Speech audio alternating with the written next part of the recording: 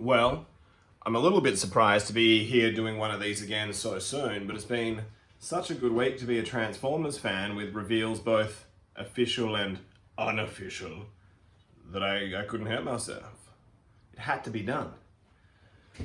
So let's get into the thick of it, shall we?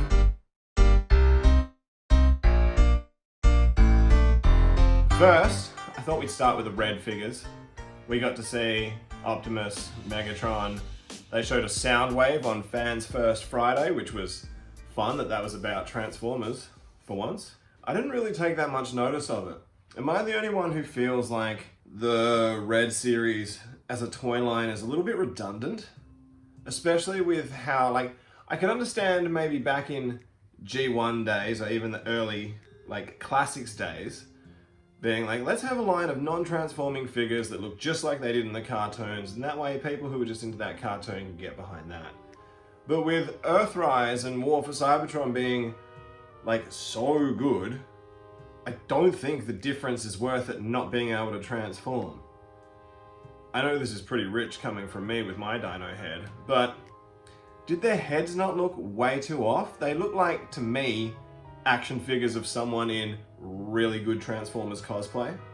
Now, let's talk about the actual interesting stuff that came out of that Fans First Friday. So we got to see some new Selects figures. We got to see Tiger Track and Rotorstorm, which at first, when I first saw Rotorstorm, I was like, oh, I love Rotorstorm. I remember my brother got him for the same Christmas that I got Thunderclash.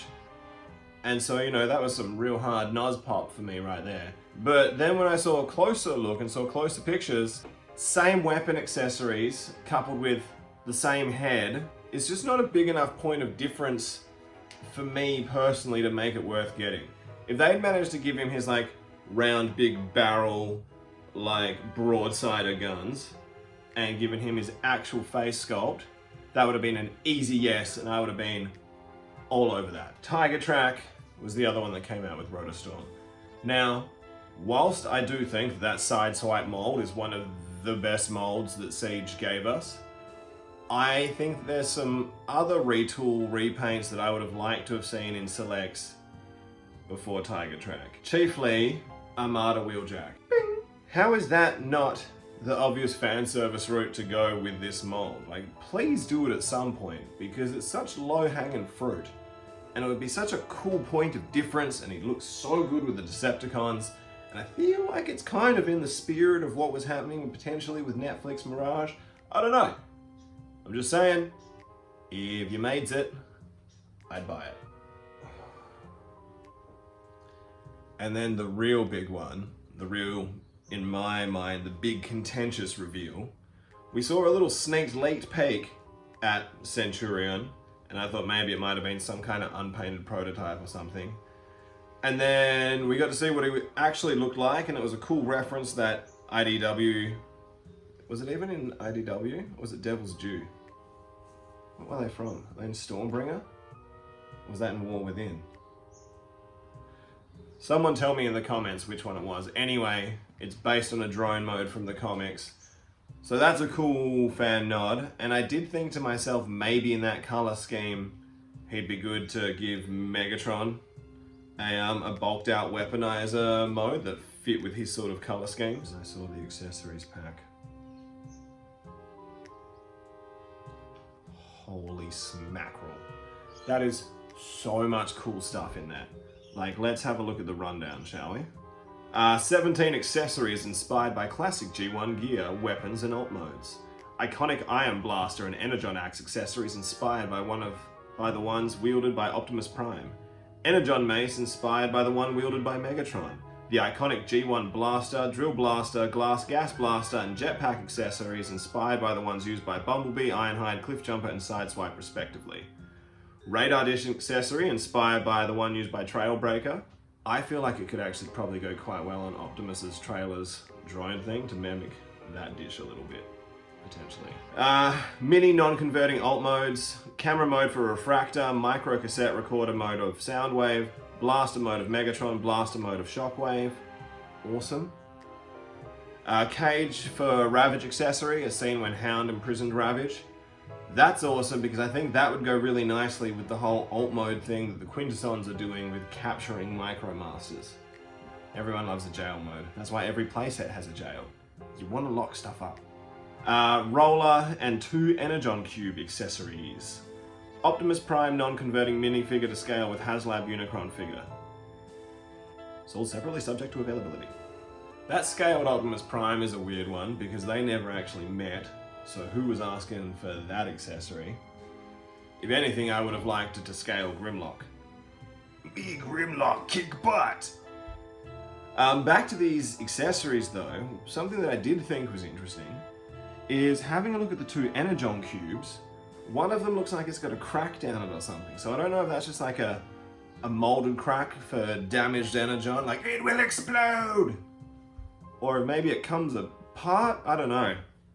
Roller, Energon Axe, these are all amazing accessories, but it does kind of beg the question, should they have potentially just come with the goddamn toy they were assigned to?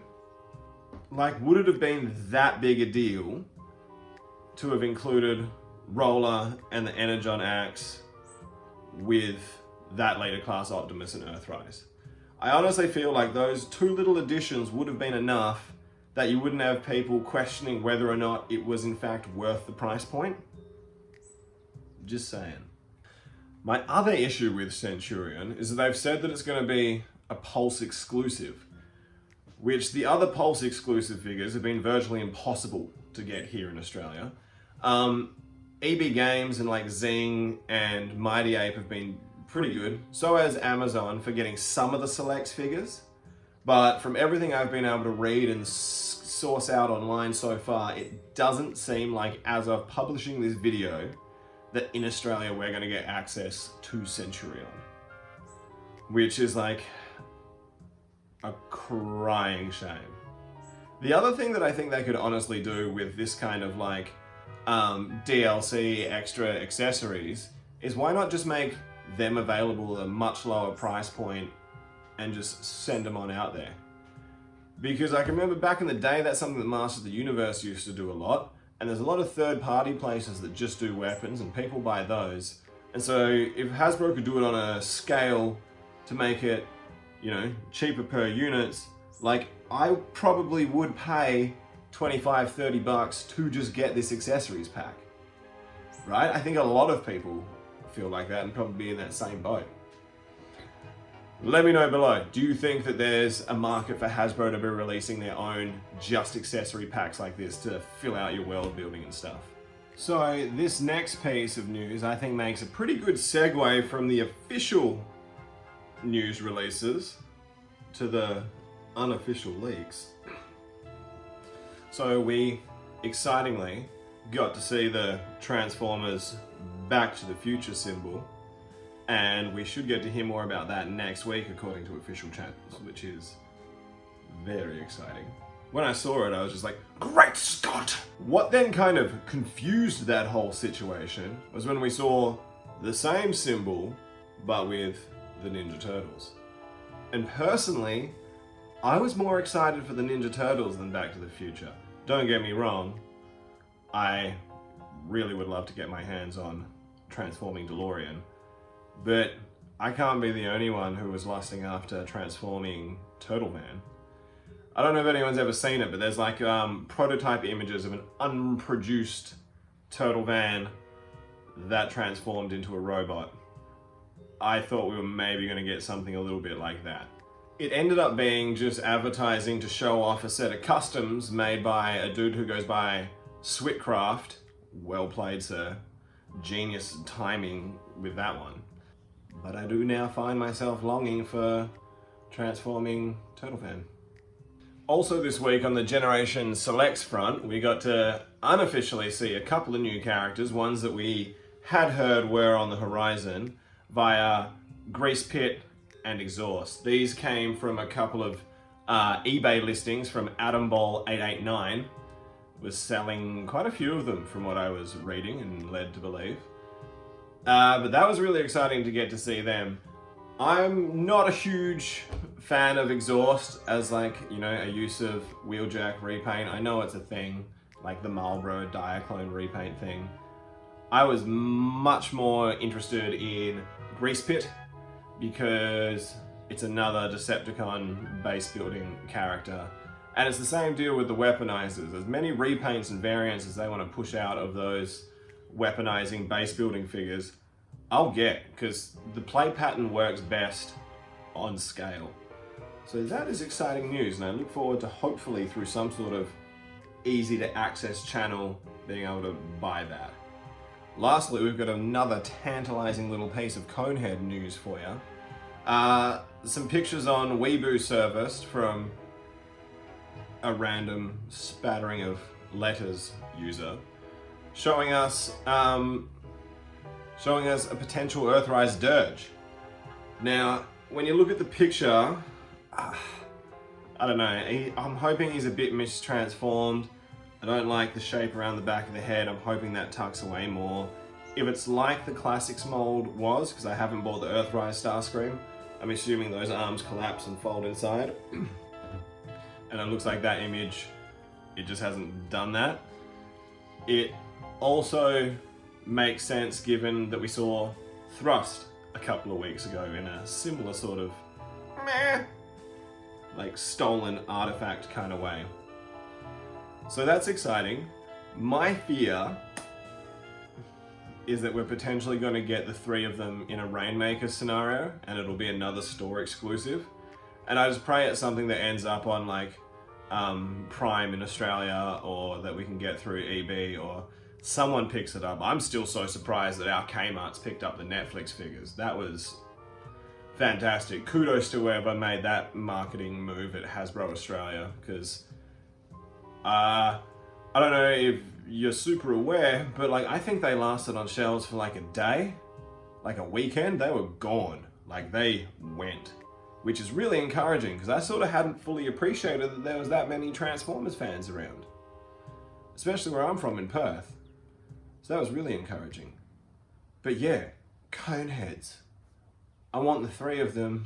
I want them in my life. You do see them all on Skylynx's box art, and given the way they've been Easter egging future releases through box art, I'm confident we'll get them. It's just a matter of how we're gonna get them. So there must be some imminent reveals on the horizon, so hopefully I'll see you again soon once we know a little bit more. I'm still waiting to find out more about Cyclonus. I'm waiting to find out more about the studio series having movie characters in it.